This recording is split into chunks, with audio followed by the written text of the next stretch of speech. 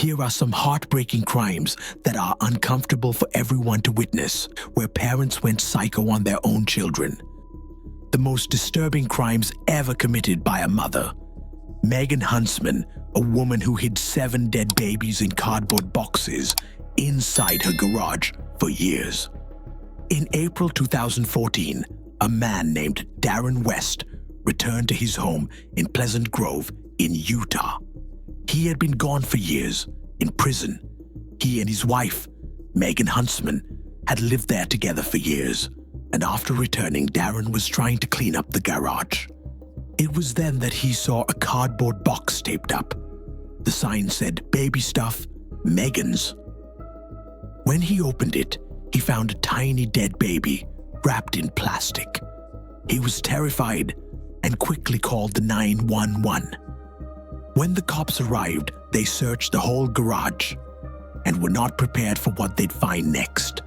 Not 1, not 2, but 7 dead babies, all hidden in cardboard boxes, each wrapped in cloth or plastic bags, stashed on shelves in the garage. All of them had been killed and hidden away in secret right after birth. When the police questioned Megan Huntsman, she confessed. Well, you know why we're here, what we're here to talk about. Just start at the beginning and tell me what happened. Well, we were doing drugs a lot. That's what he was in prison for. I got pregnant right before he left, and I really didn't know because I thought it was just stress and stuff. And he went to prison in 2006? Yeah. How far along were you when he Like went? a couple months. Where did you have the baby? In the house, in the bathroom. In the house that you and Darren lived in. Describe to me what happened. Well, I was having a lot of pain that day. I didn't go to work. My kids were at school. I went in the bathroom, just sat there and pushed really hard. And came out of blue and wasn't crying. I didn't know what to do, and I couldn't get it to cry or anything. Then what happened? I got scared and I wrapped it up. I was in shock. It was stupid of me to do it. What do you mean when you say you wrapped it up? You remember? It was towels and garment patterns. She had secretly given birth to 7 babies at home. Right after each baby was born, she killed them, either by strangling them or suffocating them, and then wrapped them in plastic and put them in boxes. Nobody had any idea this was happening. Megan already had 3 children that everyone knew about, but people didn't realize she had been pregnant 7 more times. She told police she wore baggy clothes so people wouldn't notice her belly getting bigger. She would wait until no one was home, then give birth alone in the bathroom, clean up the mess, and hide the baby in a box. Why did she do this? Megan said she was addicted to drugs at the time. I was on so many drugs and stuff during it all, I can't even remember. When All through the years. they found a second baby. Tell me about that. Hey, there's more. Hey, I'm sorry. I have hit every one of them, and he had to have known I was pregnant through most of them. There's others? How many? I'm not even sure. In court, Megan told the judge that she felt deep guilt and sorrow for what she had done. In 2015, Megan Huntsman was sentenced to at least 30 years in prison. Moving on to the next one, on the 29th of January, 2009, a 37-year-old tech worker, Arthur Philip Freeman, threw his 4-year-old daughter, Darcy Iris Freeman, off the side of the Westgate Bridge in Melbourne, Victoria. Everyone who witnessed this scene was shocked and couldn't believe their eyes. Some thought it might have been a doll or perhaps an accident. Hours before the chaotic scenes, Arthur was driving his daughter to her first day of school after the summer holidays, along with her 2 brothers, to whom she was very close. With his 3 children in the back, he made the 130-kilometer journey from his parents' holiday home in Ayres Inlet to Melbourne. The plan was to meet his ex-wife at the school gates so she could hand over the school uniform for her first day. Just after 9 p.m., as his children played games in the back of the car, Freeman made a series of desperate phone calls during the 90-minute journey to Melbourne. As the temperature rose, so did his stress. At that moment, he made a decision that would have a drastic impact on the lives of so many people. He asked Darcy to climb into the front seat. He then carried her to the rail and threw over the bridge. The height of the bridge is 58 meters. This happened during the morning rush. Commuters were stunned and couldn't believe. One of the many witnesses called police. A few moments before the incident, a truck driver had driven over the bridge with a video camera running on a continuous loop, capturing Freeman's car with its hazard lights on at the side of the bridge. When police and ambulances arrived at the scene, the tragedy was confirmed. Everyone worked tirelessly to recover the little girl, who had been in the water for 15 minutes and miraculously was still alive.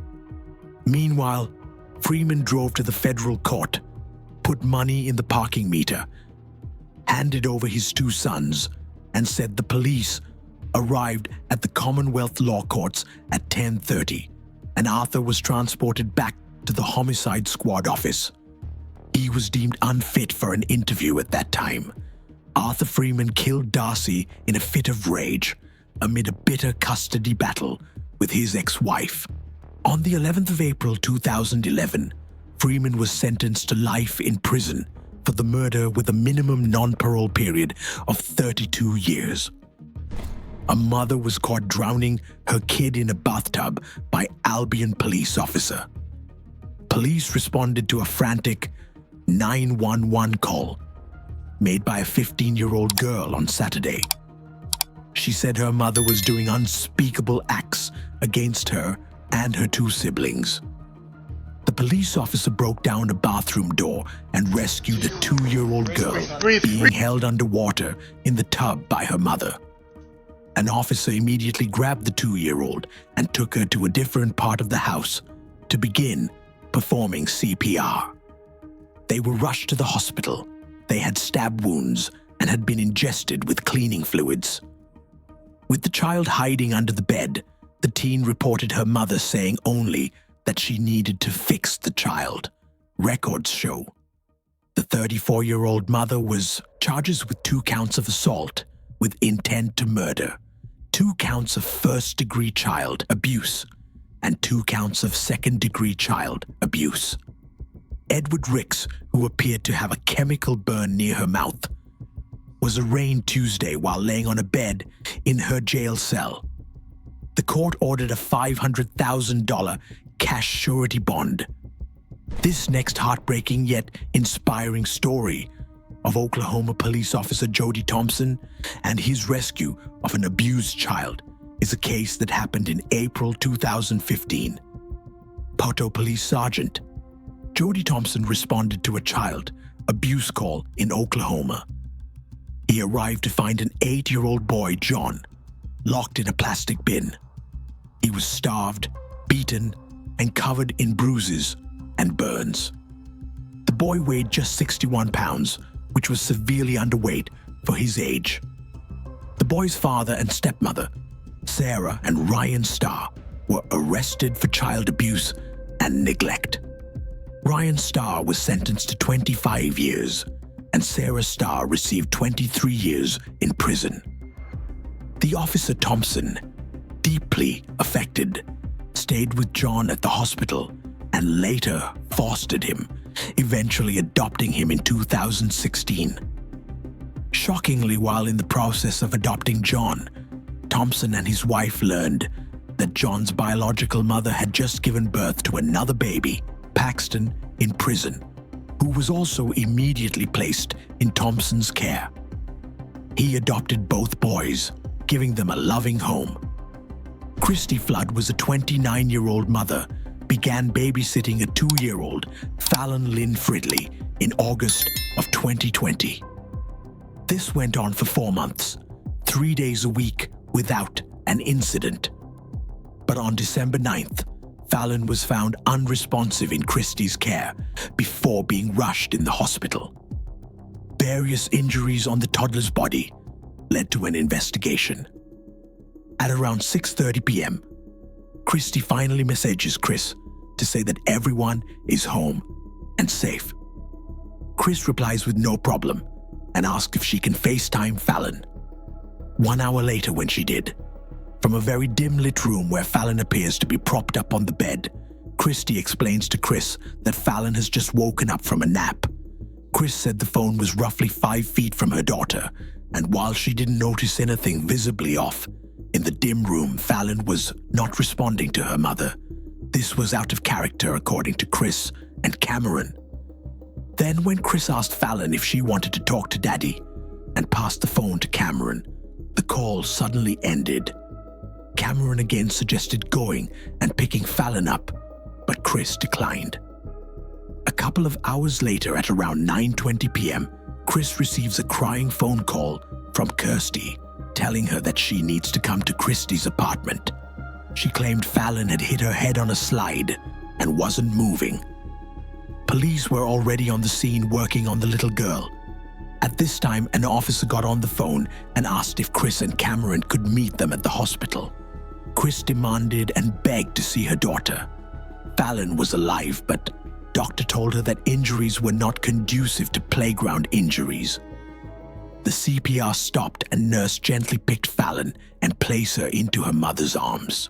The room went silent. An autopsy of Fallon Fridley shows the child sustained a skull fracture, as well as multiple internal injuries, including lacerations to her liver, her spleen, and even her colon. A medical examiner ruled the death as homicide by blunt force trauma. That same day, Kirsty is brought in to be interviewed by police regarding the matter. See you met her mom?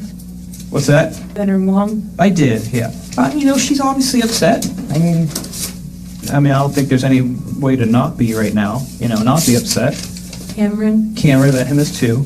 Officers don't have to tell the truth during questioning, and since they've already riddled Christy to believe Fallon is alive, they probably realize she's more likely to continue to talk to them truthfully. She's still at the hospital. She's okay. She's not doing okay. She's okay. Like I said, well, she's not doing good. But she didn't be okay. I don't know. Heartbeat. Heart's still beating. If she thinks a murder charge, detectives were calm and casually led the conversation. This made Christy talk with stability and remove the mask. I typically watch Fallon 4 days a week, roughly. I have a newborn, a 3, almost 4-year-old, and Fallon is 2. So I have a soft spot for Fallon. That's why I charge $125 a week. That's nothing if the prices in daycare. It's not expensive at all. Most of the people said that Christy is a loving mother who adored her own children. But it's worth noting that she had a history of battery dating back to 2010, where she was ordered to undergo counseling and avoid contact with the victims of his assault. This is the second time that Christy has mentioned Fallon's stepdad, Cameron. Detectives were trying to look at these pictures to see if they can find any evidence of visible injuries. Now the second detective starts with his questions. Early, the little girl she went to the hospital. That was where you believed, I guess, that she may have fell off the slide or whatnot? Okay, so, to me, the slide, the bottom of the slide, and then you could, when you lift your head up, the only thing... Detectives were tired and wanted answers, so they dropped the hope they had before and talked straight to her. Kirsty makes it sound like she was so concerned with Fallon's condition that the first thing she did was ask Jeff for help and then call an ambulance. But she'd already admitted to running a cold bath in which she submerged an unresponsive toddler before holding her and rocking her. This was all seemingly before she called for help. Christy keeps on talking to detectives about how good she is to Fallon and how much she does for her before going back to the topic of Fallon's stepfather, Cameron. This is a recurring theme in both Christy Flood and her partner Jeffrey Myers' interrogations. Kirsty alleges that Cameron did time for child abuse, specifically rape or molestation, and she claims Chris's family made public Facebook posts specifically about this in a later interview with police. Christy alleges that Chris denied the allegations and said they were misunderstandings and had her family remove the posts now. While making another phone call, the detectives returned to issue Christy a search warrant for her phone that she's also about to find out, something that changes everything. She claims to love this child as one of her own, yet when she receives the news, her main concern is that her phone is being seized. Detectives then interrogated her boyfriend. When Christy's phone was searched by authorities, they found in her search history at around 10 a.m. on December 9th of 2020, the day of the incident, she had searched the following phrases: what type of people enjoys abusing other people's children? And what does it mean to have a sudden urge to beat a child that's not yours? This was just hours. Christy was later indicted on the following charges: murder, cruelty to children. In the first-degree cruelty to children, in the second-degree felony murder. She had also abused her own children on Facebook as well. This is the disturbing truth. If you want to see more intense and eye-opening stories like these, don't forget to like and share this video. See you in the next video. Thanks for watching.